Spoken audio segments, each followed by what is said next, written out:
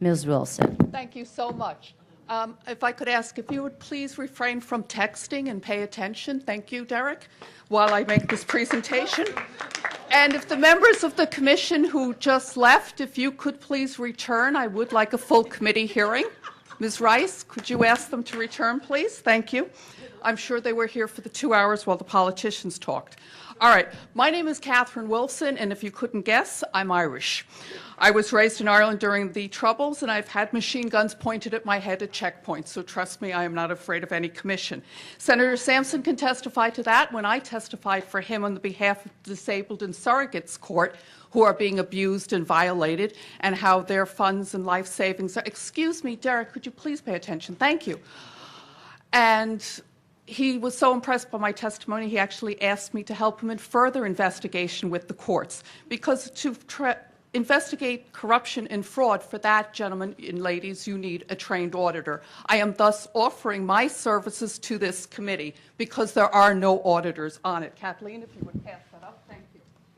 I also testified in front of Senator Hillary Rodham Clinton, and who was so impressed with me, she gave me a standing ovation. I don't expect that. I just expect no texting and pay attention.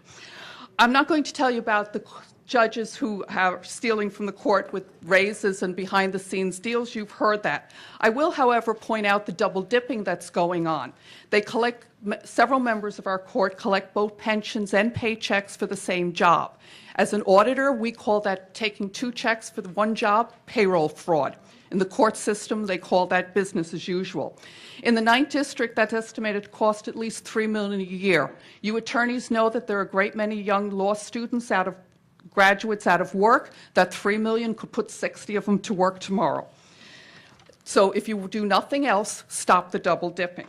I'm not going to bore you about the deals behind the scenes in the electoral process in the judicial system. I refer you to Lopez Torres in that case, which was the United States Supreme Court ruled on in 2008, where they basically said the only qualification for becoming a judge was $80,000 in cash for the backroom political players.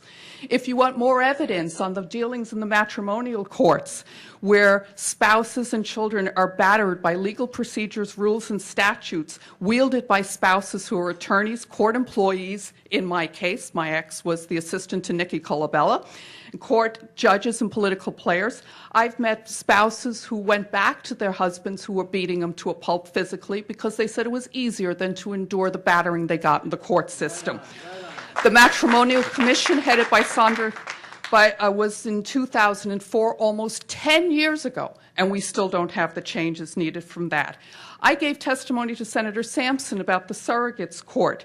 One of the most egregious cases I have involves ex-Senator Joe Pisano, who was appointed a trustee for a disabled autistic young woman, even though he was removed from the New York State Senate because he was convicted of embezzlement.